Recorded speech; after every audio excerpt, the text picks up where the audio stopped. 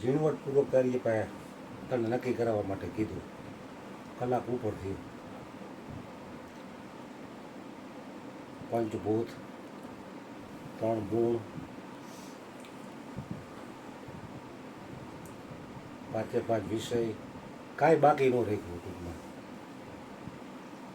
આટલું બધું કીધું પછી મયુર બાપુ એના ઉપર કીધું તમે કાંઈ નથી એટલે હું કાંઈ નથી. છતાંય છેલ્લે બાપુએ તારી પાસે ચાવી માંગી તો તું એમ ન બોલી ગયો કે હું હતો એટલે આવી. મૌન થઈ ગયો ત્યારે પથરીની વાત નીકળી તો કેવું બધાને તરત અનુભવ આવી ગયો. લ્યો બાપુ કહે છે કે શરીરની કોઈ વાત કરવી નહીં, છતાંય ગેપ પડ્યા ભેગી શરીરની વાત જ થાય છે. શરીરની કોઈ પણ સંસારની વાત ઉપાડશો ને એટલે તમારે કોઈને નહીં કહેવું પડે કે આનું શું એમ. 10 જણા આવી છે તો 10 જણા પોતાનું મંતવ્ય આપશે.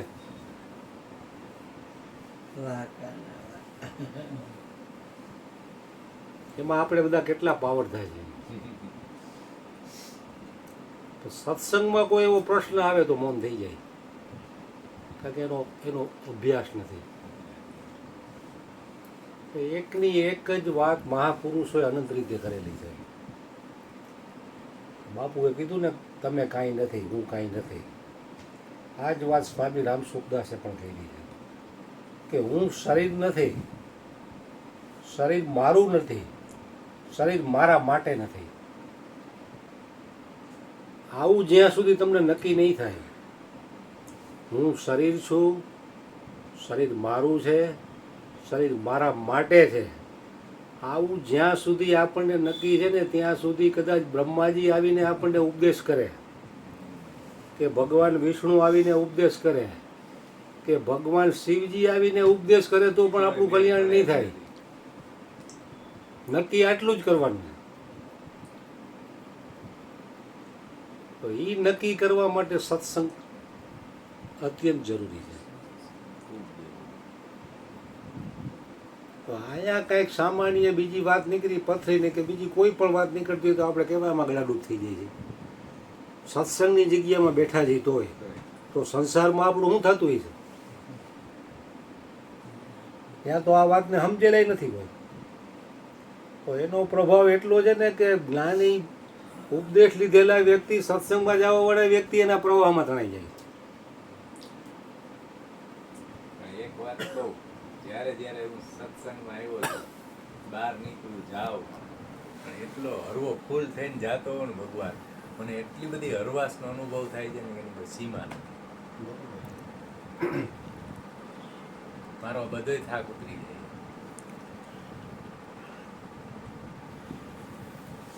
દેહાભ્યાસથી ઉપર ઉઠો એટલે થાક ઉતરી તમારો.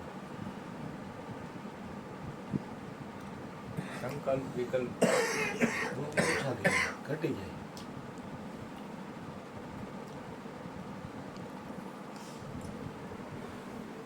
આપણે બધા એ પૂરું થાય એટલે હોઈ જાય તો આપણને ઘડીક વાર હોય એટલે શરીરને આરામ મળે. સવારે શું કરવું એના વિચાર આવતા હોય ધંધાવાળાને, એ ભવિષ્ય કાળથી અથવા તો સત્સંગમાં શું કીધું એના વિચાર આવતા હોય, કે લગ્નમાં ગયા હોય તો એના વિચાર આવતા હોય, કોઈ વ્યક્તિનો કોન્ટેક્ટ થી વાત થઈ હોય. પણ એકો એક સંકલ્પ વિકલ્પ મટે ને ત્યારે તમને ઊંઘ આવે. તાજો પૈણેલો હોય ને તો એવડો એ ધીરે ધીરે ધીરે ધીરે એના તમામ સંકલ્પ મૂકે ત્યારે જ એને ઊંઘ આવે. ઊંઘ આવી ગયા પછી આપણને ખબર છે હું શરીર છું. શરીરમાં ફૂર્તિ ત્યારે જ આવે છે. સવારે બધી વિસ્મૃતિ થઈ જાય ત્યારે નક્કી થઈ જાય હું કાંઈ નથી, મારું કાંઈ નથી, મારા માટે કાંઈ નથી. કારણ કે ઊંઘમાં એકમાં જ એવું સામરથ્ય છે કે બધાને એક જેવો આનંદ આપે. ભીખ માગીને જે ખાતો હોય ને ઊંઘમાં ખબર નથી હું ભિખારી છું, સવારે મારે ભીખ માગવાની. પ્રાઇમ મિનિસ્ટરને ખબર નથી, ભલે એ 4 કલાક સૂતા હોય, કે હું પ્રાઇમ મિનિસ્ટર છું ને સવારે મારે આ કરવાનું છે. ઊંઘમાં એને ખબર નથી, ઉઠે ત્યારે ખબર પડે. તો ઊંઘમાં તો કુદરતી પ્રકૃતિના નિયમ પ્રમાણે આપણે ઊંઘમાં બધું ભૂલી જઈએ, ત્યારે શરીરમાં ફૂર્તિ આવે, સત્તા શક્તિ અને સ્ફૂર્તિ આવે. તો મહાપુરુષોને આ જીવતા નક્કી થઈ ગયું છે, હાલતા ચાલતા નક્કી થઈ ગયું છે શરીર. એનો આનંદ કેવો હોય? આખી વાત જુદી થઈ જાય. બહુ અખંડ આનંદ. આપણને ઊંઘમાં કાંઈ ખબર નથી એવી એને જાગૃત અવસ્થામાં થઈ ગઈ. જનકનો દાખલો દીધો બાપુએ કે ભાઈ સપનામાં ભિખારી થઈ ગયો અને ઝાપટ લાગી એટલે ઊંઘ ઉડી ગઈ. જાગ્યો એટલે ખબર પડી કે હું રાજા છું. તો એને સારું એમ થયું કે હું અટાણે જાગ્યો તો મને સપનું યાદ છે કે હું સપનામાં ભિખારી થયો હતો. તો સપનું જ્યારે ચાલુ હતું ત્યારે તો એ યાદ નહોતું હું રાજા છું. આપણને પોતાને કાંઈ પણ સપનું આવે કે આપણે અહીંથી ગમે એવા વિદેશમાં જઈને મોજ મજા કરવા ગયા એવું સપનું આવ્યું, સવારે ઉઠી તો કાંઈ ન હોય. તો સપનું જે આવ્યું એ આપણને યાદ છે. સપનું આવ્યું ત્યારે મને ખબર નથી કે હું ગોરધનભાઈ છું. તો જાગૃતમાં ગોરધનભાઈ નક્કી થયો ત્યારે સપનું તો મને યાદ છે. તો સપનું સાચું એવું સાબિત થાય ને. જો સાચું ન હોય તો જનક રાજા ભિખારી થઈ ગયા ત્યાં એને કાંઈ યાદ નહોતું હું રાજા જનક છું.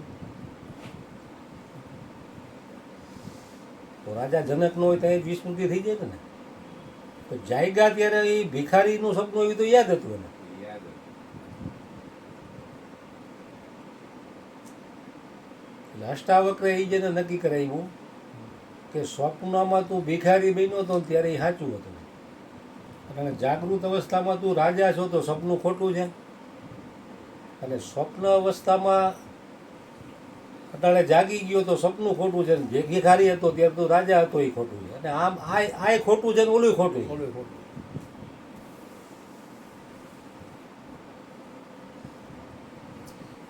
ખોટું છે એ દ્રઢ થઈ ગયું બધાને. એનો અભ્યાસ થઈ ગયો બધા. એનો અભ્યાસ જાજો થઈ ગયો. સત્સંગથી કે તમે શાંતિથી ભલે ને જ્યારે ટાઈમ મળે ત્યારે બેહો તો સંકલ્પ વિકલ્પ જેટલા ઘટે ને એટલી તમને શાંતિ મળશે. સત્સંગમાં શાંતિ મળે તેનું કારણ તમારા સંકલ્પ વિકલ્પ ઘટી જાય. અમુક અંશે તમને જગતની વિસ્મૃતિ થાય. ઊંઘમાં શું થાય છે? જગતની વિસ્મૃતિ થાય એટલે તમારામાં શક્તિ આવે છે. એ શક્તિ પાછી છે ને મારા દિવસ દરમિયાન ખર્ચી નાખે છે એટલે પાછો થાકે સાંજે.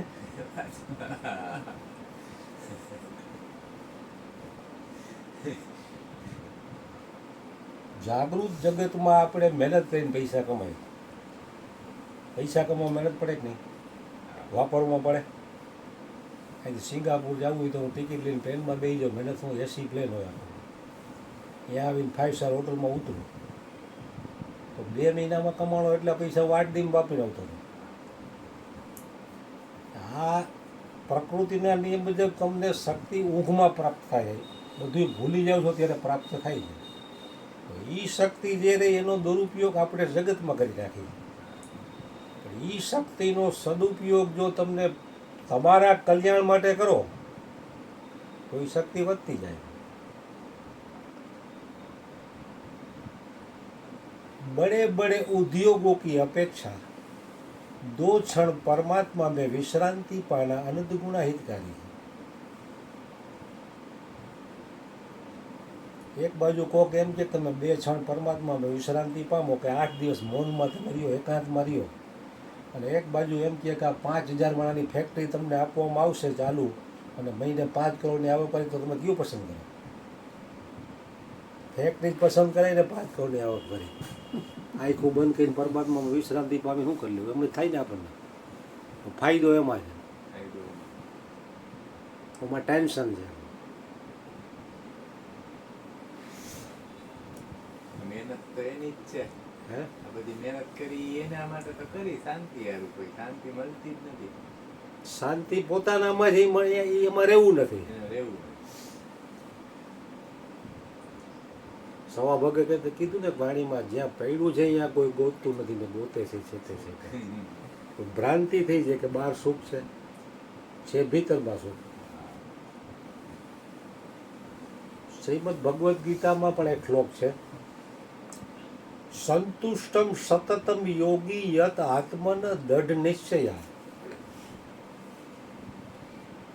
યોગી છે ને એ કોઈ પણ પ્રકારના ભોગ વિના સતત સંતુષ્ટ છે.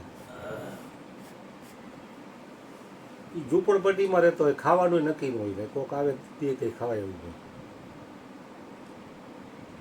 સંતુષ્ટમ સતતમ સંતુષ્ટમ યોગી યત આત્મન દઢ નિશ્ચય. હું આત્મા છું એવાનો દઢ નિશ્ચય થઈ ગયો એટલે એ સતત સંતુષ્ટ છે.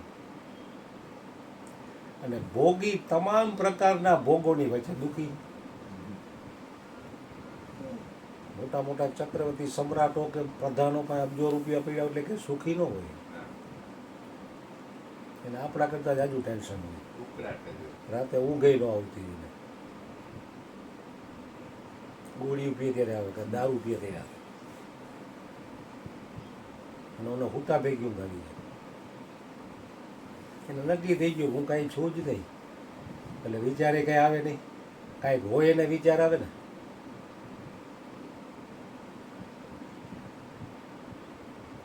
એટલે ભોગી તમામ પ્રકારના ભોગોની વચ્ચે પણ અસંતુષ્ટ એટલે કે દુઃખી. અને યોગી પાસે કાંઈ નથી તો એ સુખી. એકાંતમાં રહેવાવાળા યોગીને જે સુખ પ્રાપ્ત થાય છે ને એ મોટા મોટા ચક્રવર્તી સમ્રાટોને પણ મળતું નથી. એને કેટલી પ્રકારના ટેન્શન હોય, ઓલાને કાંઈ ટેન્શન જ ન હોય. એટલે મહાપુરુષો અનેક રીતે આપણને શાન કરી ગયા છે. સિકંદરે પણ એક પછી એક ચડાઈ કરીને ઘણું ધન ભેગું કર્યું, પણ છેલ્લે આમ હાથ બહાર રાખ્યા, સાથ ક્યાં લે ગયા. એ ઉપદેશ આપતો ગયો કે મેં આ બધી મહેનત કરી લીધી છે, છતાંય મારી ભેગું કાંઈ આવ્યું નહીં. હીરા માણેક સોનું જળ ઝવેરાત જે કાંઈ હતું એ બધું ભેગું રાખ્યું, ખોલું રાખ્યું હતું. જે સમય મેળ્યો એ આમાં નો બરબાદ કરતા. હા, પણ છતાં એનો કોઈને ભૂલો ઉતરે નહીં. કારણ કે અત્યારે ડિમાન્ડ આવી છે પૈસાની. પૈસા વગર એક ડગલું ભરાતું નથી. એટલે જરૂરી છે પણ આવશ્યક નથી. આવશ્યક પોતાનું કલ્યાણ છે, પણ એના તરફ આપણને એટલી લગ્ની નથી. જે વ્યક્તિને જે તરફ લગ્ની હોય, આકર્ષણ હોય, એ તરફ જ એ વ્યક્તિ ખેંચાય. જેને જેવું આકર્ષણ હોય ને એવી વ્યક્તિના માણસો એને મળી જ જાય આખા બ્રહ્માંડમાંથી. કારણ કે તમારું મન રહ્યું ને એ સંકલ્પ ઉઠે ને એટલે સંકલ્પની જે નોક એટલે હણી હોય ને અહીંયા પરમાત્માની સત્તા છે. તમારો જેવો વિચાર હોય ને એવા માણસો તમને સંગ થાય. કારણ કે સત્ય સ્વરૂપ પરમાત્માની સત્તા લઈને સંકલ્પ ઉઠે. પછી જે વ્યક્તિના જેવા સંકલ્પ, પોતાનો દઢ સંકલ્પ હોય તો એનું ધાર્યું કામ થાય જ. આપણે કોઈ પણ પ્રકારનો દઢ સંકલ્પ કર્યો હોય અને વચ્ચે કોકને ખબર પડે કે ફલાણા ભાઈ આ કરવાના છે, તો તમારો સંકલ્પ તોડવાવાળા માણસો આવે કે ફલાણો ધંધો ન કરે, એમાં ઓલો તૂટી ગયો,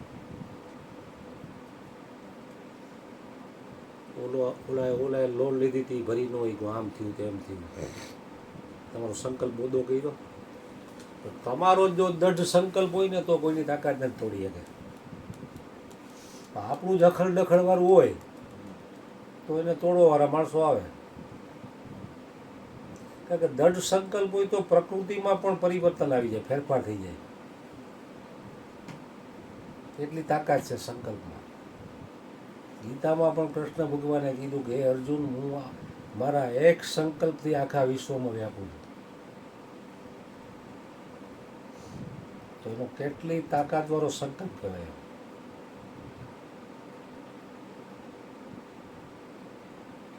આ જંગલોમાં અમુક ઋષિ મુનિઓ હોય છે તો એને સિંહનો કોઈ જાતનો ડર ન હોય. આપણે શિયાળ્યું જોઈએ તો આપણે ભાગવું પડે.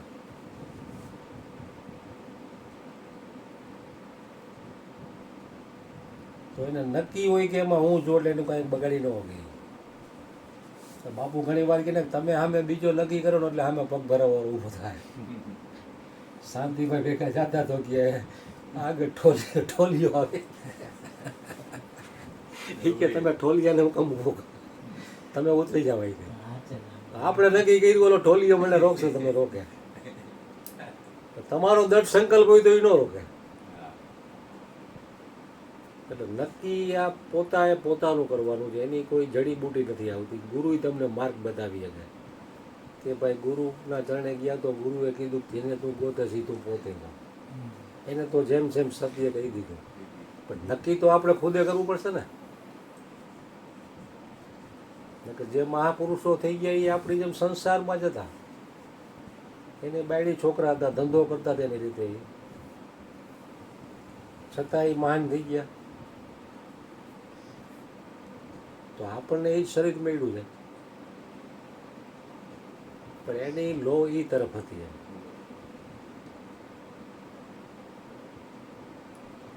ઓ દિલ નહીં जिस दिल में पिया की प्यास न हो.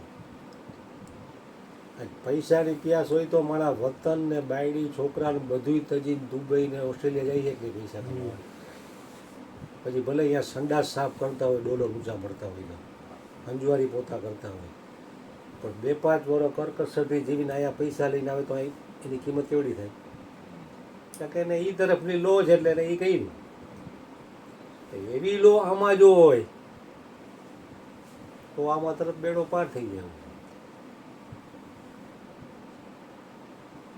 અર્જુન બાપા આપણે મૂળમાં ગણાય આપણા ગુરુ બધાના.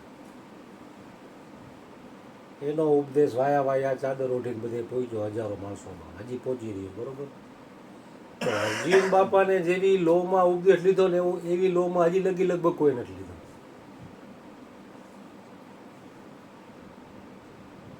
એને બચપણથી જ એટલી બધી વિકટ પરિસ્થિતિનો સામનો કર્યો અને ઘરના થામણા વેચીને એને ઉપદેશ લીધો તો કેટલી લો હોય. આપણે તો ધંધો હમણાં સારો હાલતો હોય તેમ હમણાં 4 મહિના ખમી જાય મંદીમાં ઉપદેશ લેવું. એટલે પૈસા કમાવાની તક છે તો હમણાં ન લેવો ઉપદેશ, ક્યાં ભાગી જવાનો? ગમે ત્યારે લઈ લેવો. લો એ માણા કોઈ વિચાર ન કરે. કોઈ પણ રીતે તરસ લઈ ગઈ પાણીના ભાવ ન પૂછે.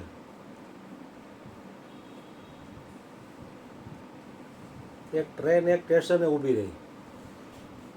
એક છોકરો પાણીની બોટલો વેચતો હતો બોક્સમાં, બારીએ ફરતો હતો.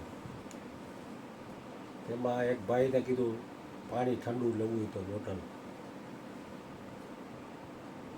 તો એ ભાઈએ ખાલી ભાવ પૂછ્યો તો એ છોકરો એથી હાલતો થઈ ગયો. ત્યાંથી 2-3 બારી આગળ ગયો ને ત્યાં કોઈક મહાત્મા બેઠા હતા. એ જોતા હતા આ વસ્તુ કે વાકડે ઓલાએ પાણીની બોટલનો ભાવ પૂછ્યો તો આ છોકરો તરત હાલતો થઈ ગયો અને આ બાજુ આવ્યો એટલે એને બોલાવી વાયા આવતી.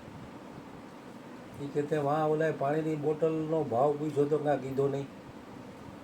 તો કે તરસ જ નથી એને હું મારે ભાવ કહેવો.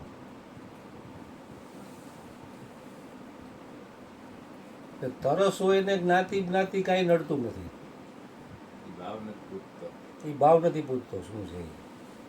પોતાનું કલ્યાણ કરવું હોય એ ગમે રીતે કરી લે છે. અને એમાં હરેક વ્યક્તિને પરમાત્માએ સ્વતંત્રતા આપેલી છે. આપઘાત કરવો એને કોઈ રોકી શકે? એકાદ મળી જાય કે નહીં? તો ભજન કરવું એને કોણ રોકી શકે? એમાં તો સ્વતંત્ર છે વ્યક્તિ. એની લો હોવી જોઈએ. અને એ લો સત્સંગથી ખુલશે, ભગવાન નામ જપથી ખુલશે. એટલે અહીંયા ન આવી શકતા હોય તો સબરણ કરે જ્યારે ટાઈમ મળે ત્યારે. એ તો ગમે ત્યાં થઈ શકે. તમે અહીંથી 12 ગામ જતા હો બસમાં તો એમાં તમે કેટલીક વાર વાતું કરવાના. ગમે એવો મોટો કિંગમાં કિંગ સાહેબ તમને મળ્યો હોય તો અડધી કલાકમાં થાકી જવાના તમે, હા કઈ જાય. પછી તો બંધ થઈ જાવ ને. છોકરો અહીંથી ફોરેન ભણવા ગયો હોય ને 20 વર્ષ પછી આવતો હોય તો આપણને કેવો ભાવ હોય. એરપોર્ટે તેડવા જાય આપણે, બધ ભરી લે ને. કેટલી વાર બધ ભરી નાખે? 4 કલાક 8 કલાક 5-10 મિનિટમાં મૂકી જ દેવો પડે તમારે એને.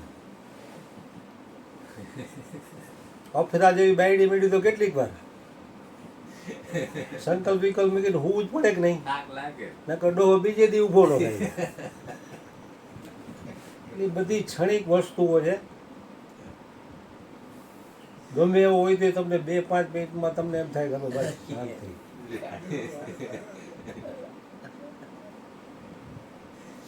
અનુભવી જાય. એટલે મહાપુરુષોને શું છે, આ નક્કી થઈ ગયું છે. જાગૃત અવસ્થામાં જ નક્કી થઈ ગયું છે. એટલે એ આ ઠેકોર આનંદમાં છે. એટલે હરેક વ્યક્તિ આનો અધિકારી છે. આપણને મનુષ્ય જન્મ આપ્યો એટલે પરમાત્મા પ્રાપ્તિના અધિકારી છે એટલે જ આપ્યો છે. નકર તો 84 લાખ યોની જગમેમાંનો આપણને ફગવી દીધા હોય. આપણે અધિકારી છીએ એટલે આપણને મનુષ્ય જન્મ મળ્યો. તો આપણે પોતે જ આપણા પગ ઉપર કુવાડો મારી કીધો બાપજી કહેવાય ને, એ ભજન કરી શકે ને મારે બાયડી ને છોકરા ને ધંધો હું ન કરી શકું, તો આપણા પગ ઉપર કુવાડો આપણે માર્યો. જે આશય માટે મનુષ્ય જન્મ મળ્યો એ તો કામ તમે કર્યું નહીં, અને ન કરવાનું જે કર્યું.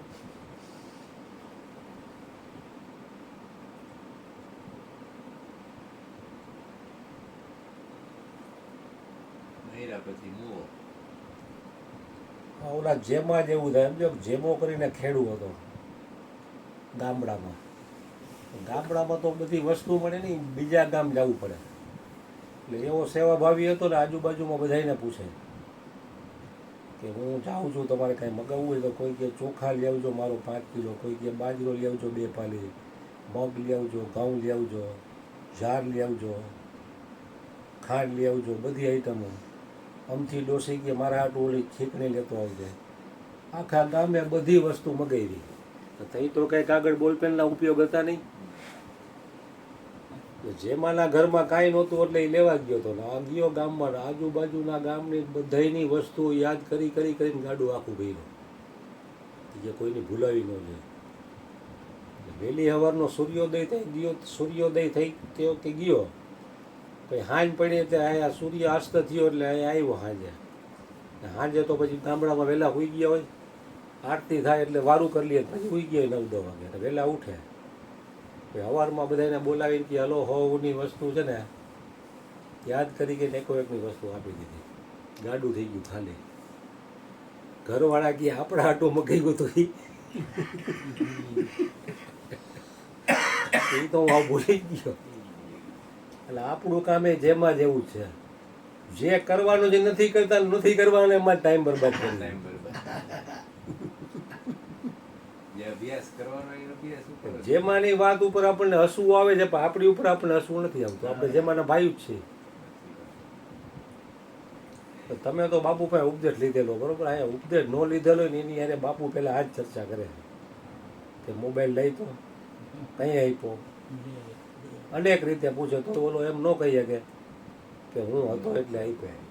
તો ઉપદેશ નથી લઈ શકતો એ નથી કહી, લીધેલો છે એ નથી કહી શકતો.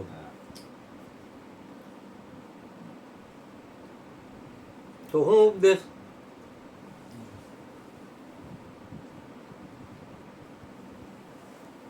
એટલે એ સાબિત કરે છે કે પોતા ઉપર લક્ષ નથી. પોતા ઉપર લક્ષ જવું જોઈએ એવી યાદી પણ સત્સંગથી જ આવશે. હગાવાલા કે વેવાય વેલા કે હાડુભાઈ કે હાડા કે હાડાયેલી નહીં કહે કે તમે તમારા ઉપર લક્ષ રાખો. મને જ મારો હાડો એક એમ કહે કે આ પટેલ અડધી ચામાં આખી રાત ભજન ને. મેં તો અડધી ચામાં આખી રાત. દીકરા મારા અડધી ચામાં આખી રાત બે હો તો ખબર પડે કેમ બે. હા એ લોકોને હું આમાં રસ લો એટલે એવી રીતે બોલતા એટલું તો એ બરોબર છે. અડધી ચામાં આખી રાત ભજન. એટલે આનો આપણને અભ્યાસ નથી એટલે આપણને ભજન કઠિન લાગે છે. આસારામ બાપુએ ઘણા વર્ષો પહેલાં રાજકોટના આશ્રમમાં ભજન કરો, ભોજન કરો અને દક્ષિણા પામો એવું એક બહાર પાડ્યું હતું. એનો આશય એવો હતો કે જે બેકાર માણસો રખડે છે, ભિખારીઓ હાથે ચોરી કરે, દારૂ પીએ, તો એનો તામસી સ્વભાવ હોય, તામસી પ્રકૃતિ હોય, ગમે એને યારે મારામારી કરે, તો અહીંયા આવીને ભજન કરે એટલે ઊંડા શ્વાસ દ્વારા પ્રાણાયામ કરાવે, ગુરુ ગીતાના પાઠ, આશા રામાયણના પાઠ એવું બધું કરાવે.